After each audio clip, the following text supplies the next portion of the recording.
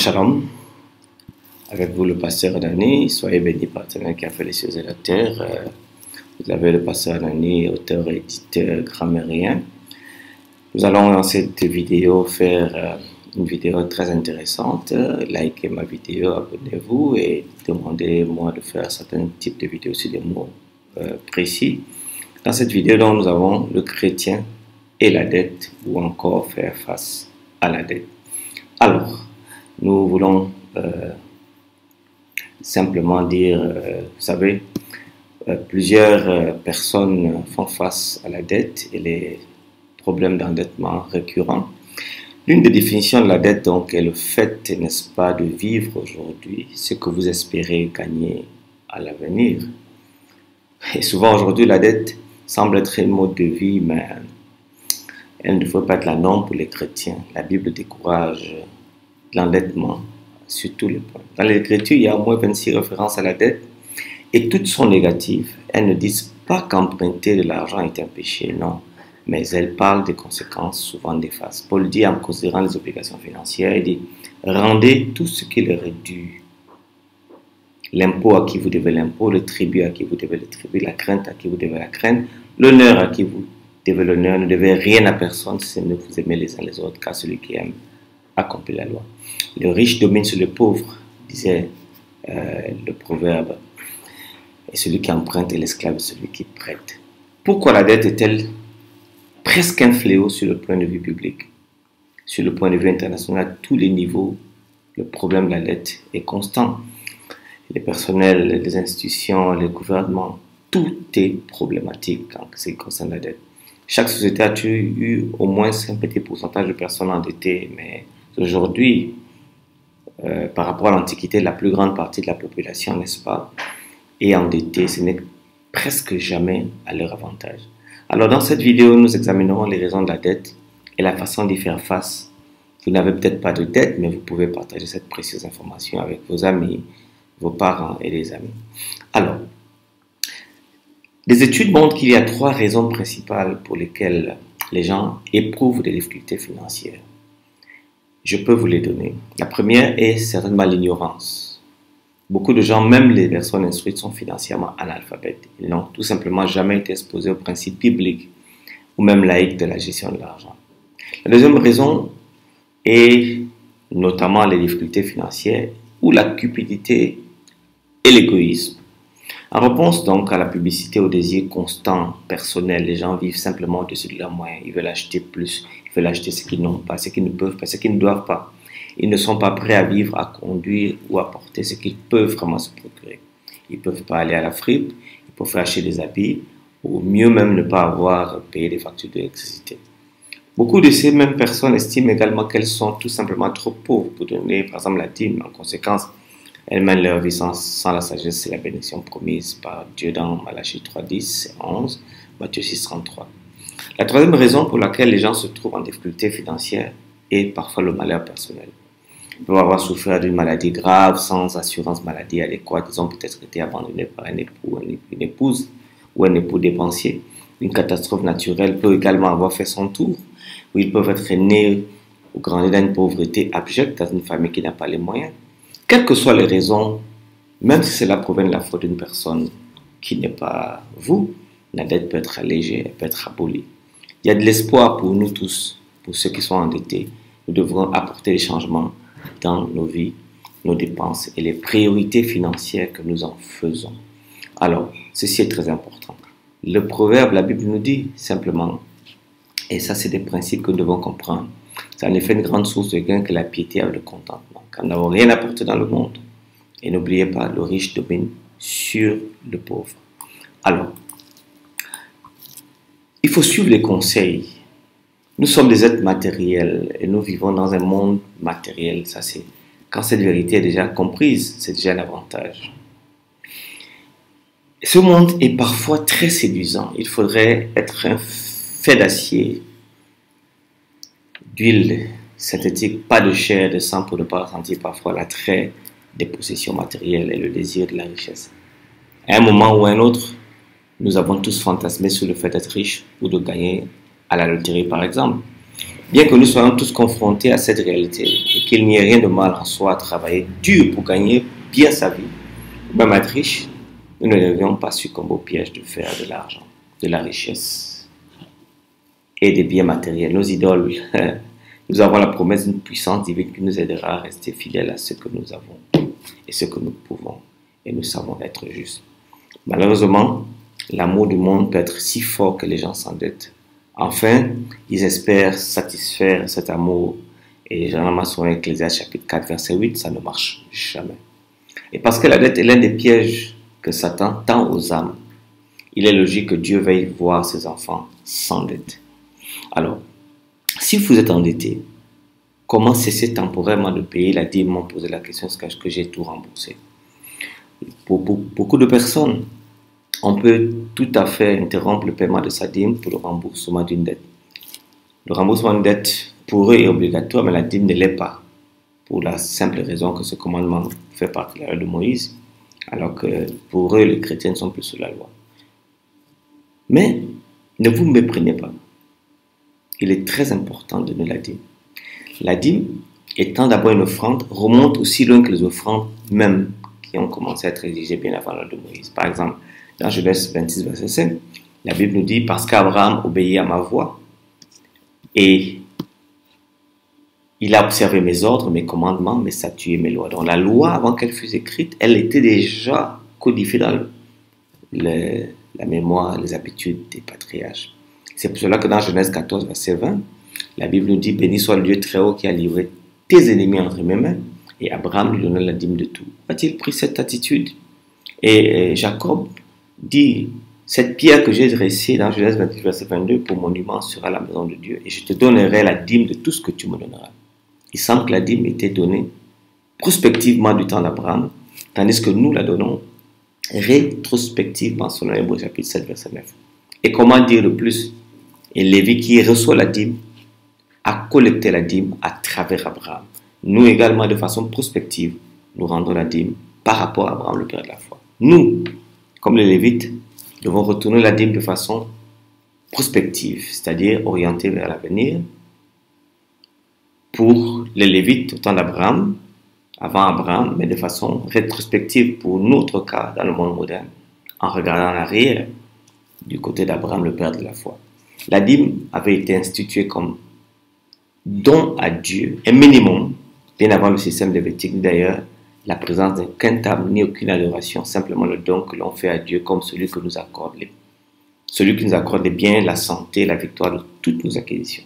C'est cela qu'Abraham a voulu montrer donc, dans cette victoire qu'il a eue sur les rois païens. C'est cela que veut dire payer la dîme en la personne d'Abraham, père de la foi, qui fut lui-même soumis à la dîme devant Melchisédek. Hébreux chapitre 7, verset 9, verset 2, verset 4, verset 5, verset 6.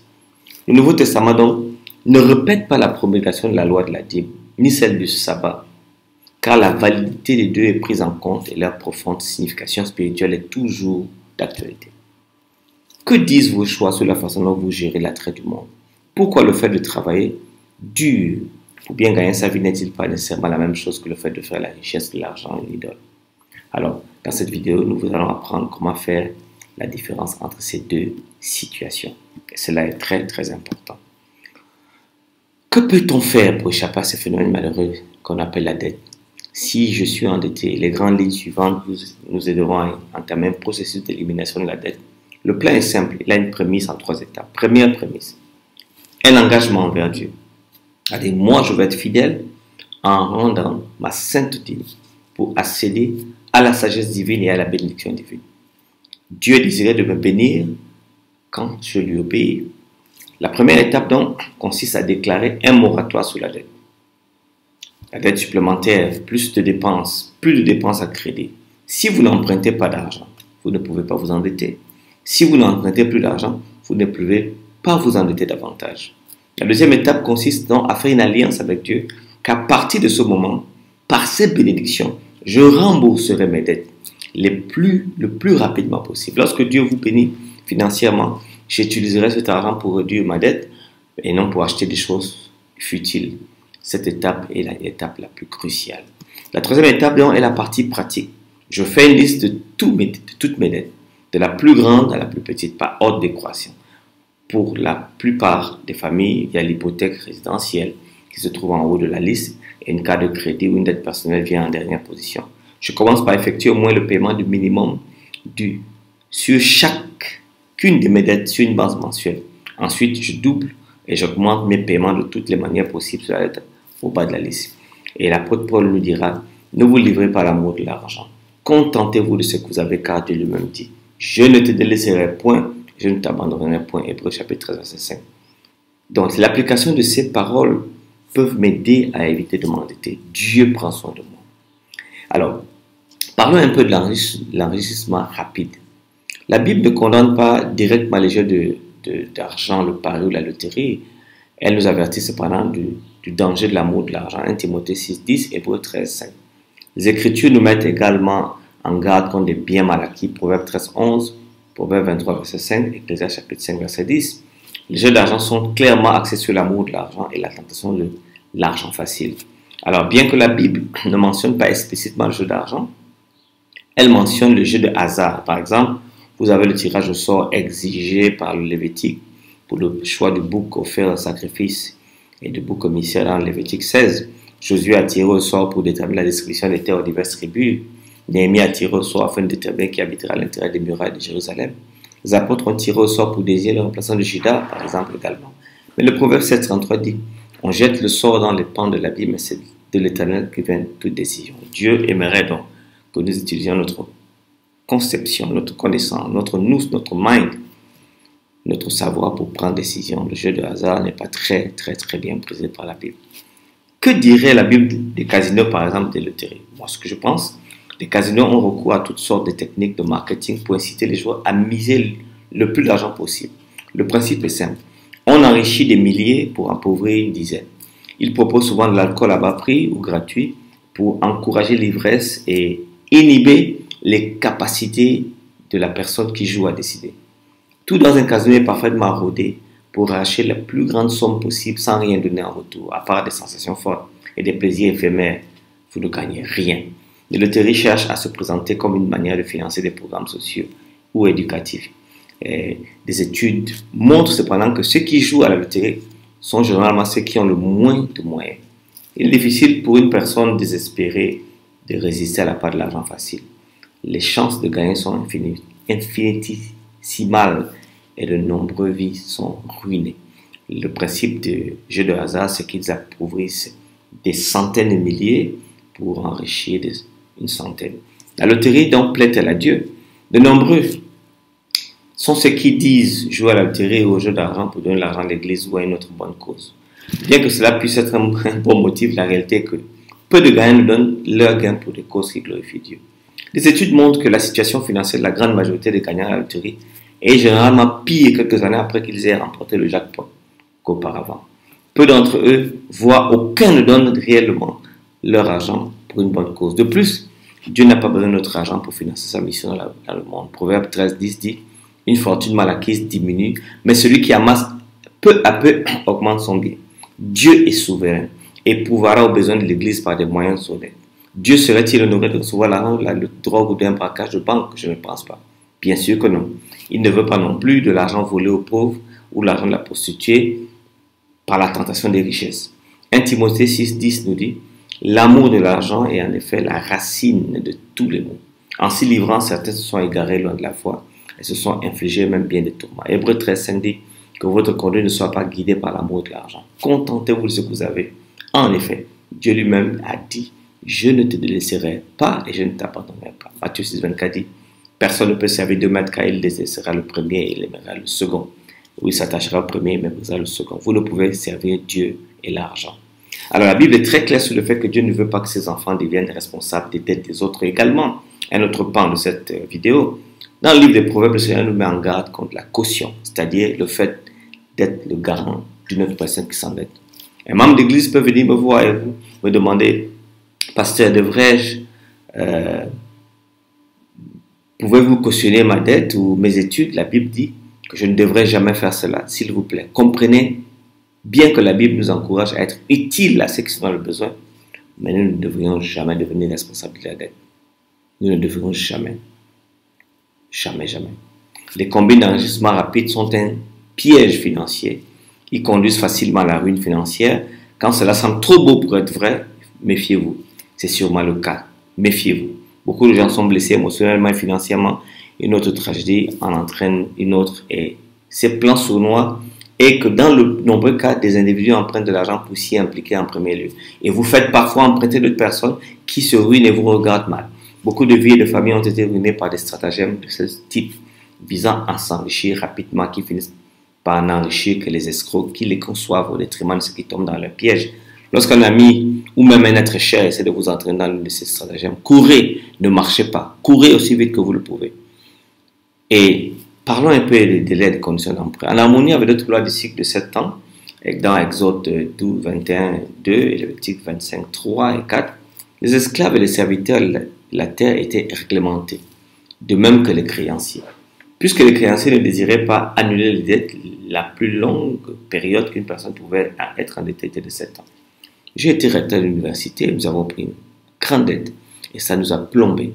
Alors, après 7 ans, j'avais demandé qu'on applique la loi de la Bible qui dit qu'après 7 ans, une dette doit être annulée. Mais ça a fait beaucoup rire beaucoup de chrétiens responsables, gouvernants. Quoi que nous puissions tirer de ces versets, il montre que le Seigneur se soucie de ce genre de questions financières, surtout chaque fois qu'il s'agit des enfants d'Israël. Ces versets montrent aussi que le Seigneur reconnaissait la réalité de la dette, peu importe à quel point elle était généralement mauvaise. Il souligne également qu'il fallait l'éviter autant que possible. Aujourd'hui, en revanche, dans de nombreuses régions du monde, il y a des prêts de 30 à 40 ans pour l'achat d'une maison. Il semble que l'une des raisons pour laquelle les maisons coûtent si cher et que les prêts sont disponibles pour les acheter, bien sûr. Certaines personnes peuvent avoir emprunté de l'argent pour payer leurs études, mais gardez à l'esprit ces facteurs. Vous devez les rembourser avec des intérêts. Ce n'est pas gratuit. Essayez d'obtenir toutes les subventions et bourses auxquelles vous pouvez être qualifié par la compétence et l'excellence. Travaillez dur et économisez tout ce que vous pouvez pour l'école. Suivez uniquement les cours qui mèneront à un emploi. Demandez l'aide des parents. À l'époque biblique, les parents donnaient à leurs enfants des terres pour l'agriculture pour qu'ils puissent gagner leur vie. Aujourd'hui, cet héritage devrait probablement être une éducation afin qu'ils puissent devenir des adultes indépendants. Dans un monde idéal, il n'y aura ni emprunt ni dette, mais comme nous vivons dans un monde idéal, nous ne vivons pas dans un monde idéal, il peut y avoir des moments où il est nécessaire d'emprunter. Mais assurez-vous simplement d'avoir la meilleure offre possible et le meilleur taux d'intérêt disponible. Ainsi, empruntez le minimum dont vous avez besoin et remboursez le plus rapidement possible pour économiser sur les taux d'intérêt. En principe, dans la mesure où cela est humainement possible, nous devrions chercher à éviter la dette et en suivant les principes financiers bibliques que j'ai énumérés dans ma vie quotidienne. Nous pouvons être déterminés à éviter la dette inutile et la terrible pression qu'elle peut mettre sur nous et nos familles. Soyez bien décidés à ne plus jamais contracter de nouvelles dettes pour ne pas retomber dans ce travers. Renoncez plutôt à 1000 autres choses, car ce travers a été la plus grande malédiction de ma vie. Il faut l'éviter comme la peste. Faites abnégation de vos goûts, de vos appétits. Économisez centime par centime et remboursez vos dettes. Liquidez-les aussi vite que possible. Lorsque vous vous retrouverez entièrement libéré, ne devez rien à personne, vous aurez remporté une grande victoire. Si vous avez besoin d'aide supplémentaire pour vous libérer de vos dettes, essayez ces méthodes que j'ai subventionnées. Établissez un budget. Faites un budget simple en tenant un registre de tous vos revenus, dépenses et achats. Sur une période de 3 mois, vous allez être surpris d'apprendre combien d'argent vous dépensez pour des articles parfois inutiles. Détruisez les cartes de crédit. Envisagez des mesures économiques parfois. Nous ne savons pas combien nous pourrions économiser sur des dépenses mensuelles simplement parce que nous ne faisons pas de budget. On ne fait pas attention à certaines petites choses que nous achetons. Ces choses s'additionnent rapidement. Que le Seigneur vous bénisse et vous amène à être une personne sans dette. Fuyez la dette comme la peste. Au nom puissant de Jésus-Christ. Amen.